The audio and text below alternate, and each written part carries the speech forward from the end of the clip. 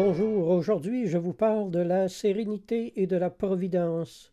Le Saint-Esprit de Dieu rendra les vérités spirituelles que nous avons apprises plus réelles à nos yeux du cœur que les douleurs extérieures de cette vie, de sorte que proportionnellement à notre foi, nous allons être élevés au-dessus des soucis de la terre qui nous font souffrir. La Bible dit « Dieu est pour nous un refuge et un appui, un secours qui ne manque jamais dans la détresse. C'est pourquoi nous sommes sans crainte quand la terre est bouleversée. » Au XVIIe siècle, Jean-Pierre de Caussade a écrit « Pourquoi nous inquiéter des diverses conditions de notre vie, alors qu'une seule suffit, la confiance. » Quand je regarde ma vie passée, ma jeunesse, je vois que je n'ai quasiment jamais réussi à avoir ce que je désirais. Et j'ai été malheureux presque tout le temps. Aujourd'hui, j'ai 60 ans. Et si j'avais la possibilité de voyager dans le temps et de changer toutes les choses que je voudrais, je pense honnêtement que je ne changerais rien du tout. Pourquoi? Parce que je réalise aujourd'hui que les choses mêmes qui m'ont rendu malheureux et qui m'ont fait souffrir ont toutes contribué à détacher mon cœur et mes yeux de la terre et m'ont conduit à chercher Dieu et à donner un sens spirituel et réel à ma vie. Aujourd'hui, si je suis un homme heureux, je le dois en grande partie à toutes les choses que je ne voulais pas, mais qui me sont arrivées quand même.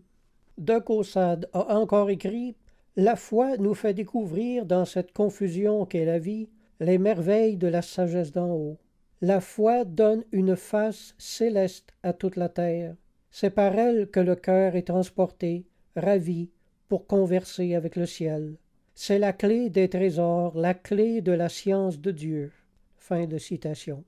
Peu à peu, tout au long de notre cheminement chrétien, nous allons réaliser de plus en plus que les choses qui nous paraissaient les plus répulsives dans la vie sont celles qui sont de nature à nous procurer le plus de sérénité et de paix intérieure lorsqu'elles seront comprises et assimilées par la foi. Vous devez savoir que Dieu a le pouvoir de changer la boue en or et le malheur en bonheur. Un jour doit arriver dans notre vie, aussi précis que le jour de notre naissance, où vous abandonnerez tous les droits que vous pensez avoir sur vous-même et vous soumettre à la souveraineté absolue de Dieu dans votre vie. La vertu de foi changera tout le négatif en positif dans votre vie.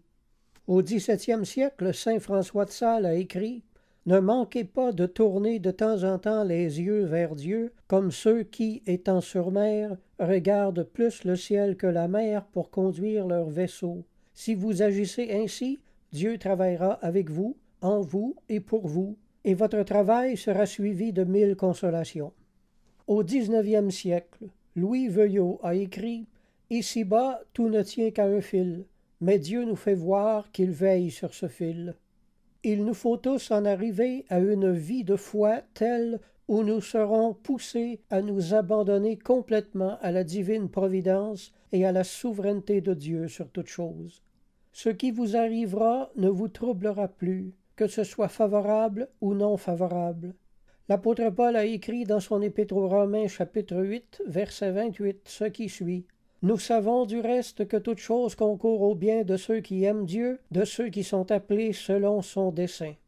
Alors tout ce qui échappe à notre contrôle tient encore solidement entre les mains de Dieu. Aimer Dieu est la seule chose qui soit entre nos mains. Tout le reste est sous son contrôle à lui. La seule vraie catastrophe pour un chrétien est celle de cesser d'aimer Dieu.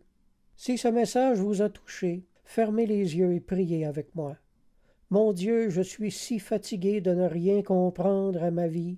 J'ai décidé de ne plus vivre dans l'inquiétude, mais dans la sérénité, la paix et l'égalité d'âme, le repos et la tranquillité.